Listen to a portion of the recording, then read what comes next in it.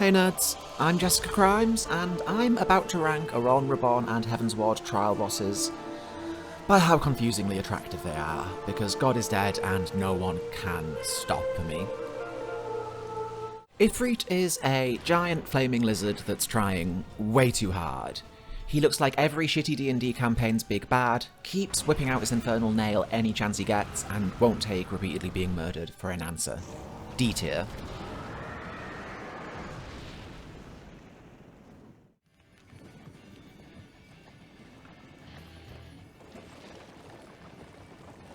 Can anyone explain to me why Titan is dressed like a low-effort Limsa ERPer?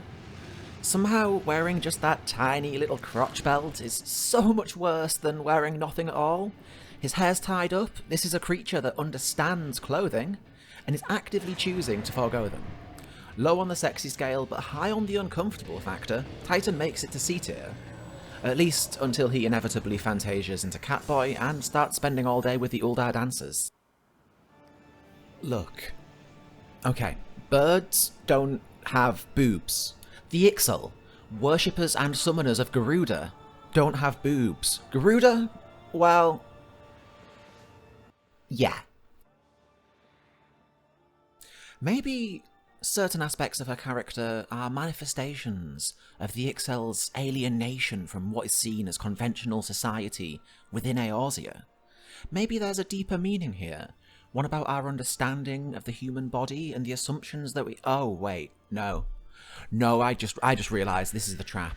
Get you so confused by her frankly baffling appearance, and then she just kind of kicks your heart clean out through your thorax with those military-grade thighs. I have no idea what is going on anymore, so she's probably an S tier.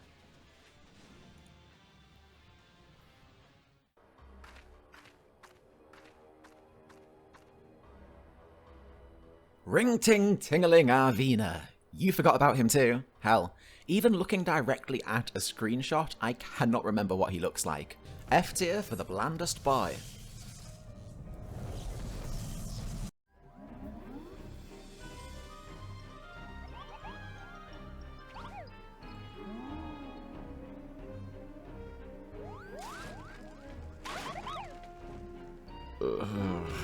No.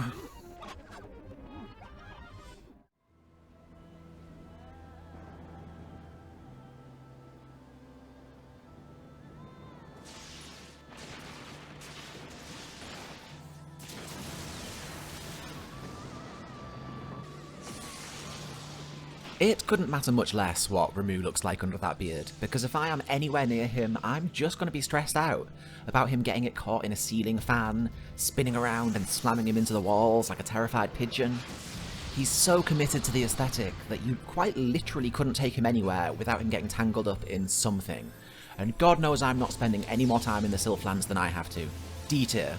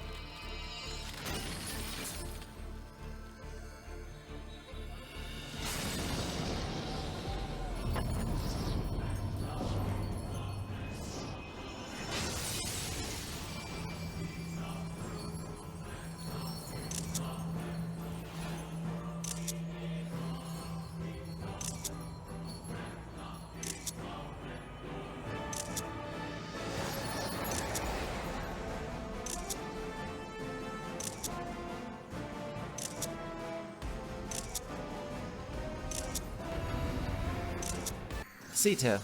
We all know what's happening here. Odin is a giant magic sword. Maybe not conventionally sexy, but there is a certain directness of aesthetic there that I can appreciate. It's just a shame that he always brings his mate and the horse wherever he goes. I'm putting Odin in the B tier, but only because I think making this video might have kind of fractured something important inside of me.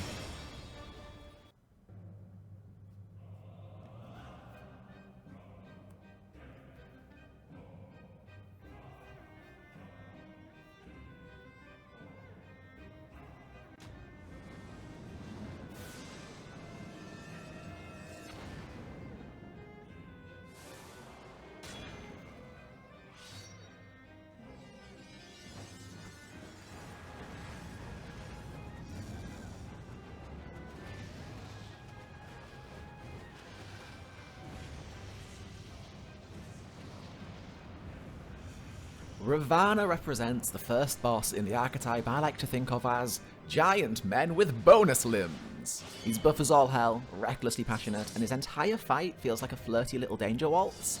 Points for hotness, points for confusion. Ravana is an easy A tier.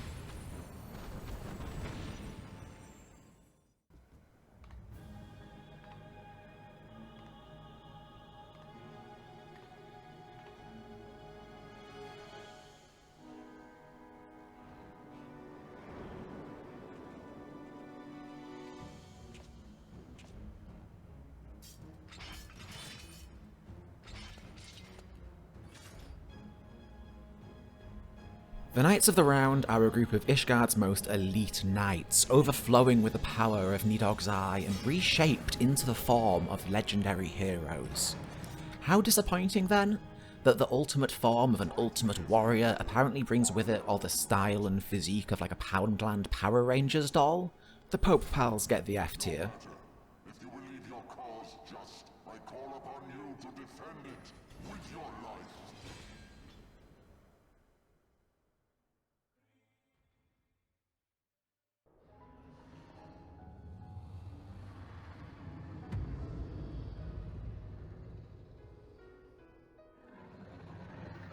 Nidhogg cheats.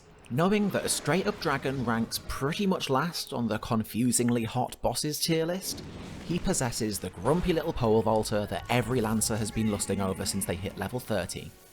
The resulting fusion is undeniably kinda hot, but it's in an edgy, my first chaotic neutral character kind of way. But a beloved character getting dragon wings is hot in a very understandable way, so we are keeping Nidhogg in the C tier.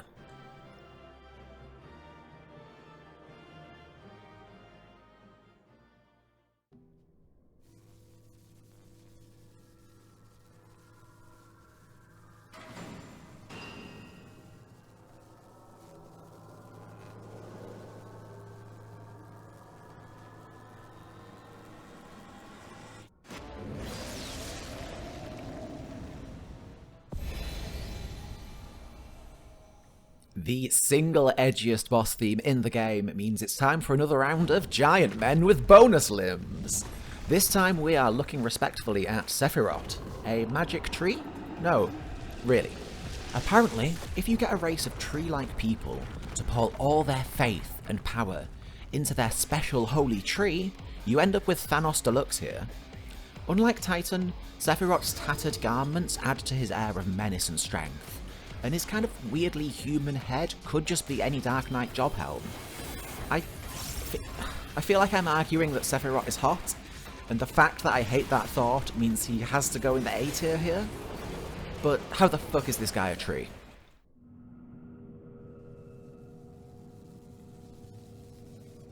At first glance, Sophia appears to be another boss like the Nidhogg-Estinian fusion, falling neatly into one of the established design boxes for the conventional ways in which fantasy boss characters can be attractive. On closer examination, however, not that I imagine any of you fine upstanding weebs would have had cause to examine her closer, things get a little more unsettling. Her blank eyes and stony silver skin give her an uncanny robotic vibe, and whether intentional or not, her very soft, muted expressions and voice lines only add to the creepiness. Add in the giant daughter head that she kind of keeps firing at you like a dodgeball, and things get weird enough for an easy A tier listing. Making this video has clearly wounded something in the sieve of mince that I have for a brain, because I just caught myself about to describe Cervan as conventionally attractive. We all know that under the floor this guy is some kind of fucked up centipede centaur with big grabby dragon hands, and yet this goddamn list has me about to describe him as hot in a pretty regular way. Now, fuck this game. I should not have dropped out of uni.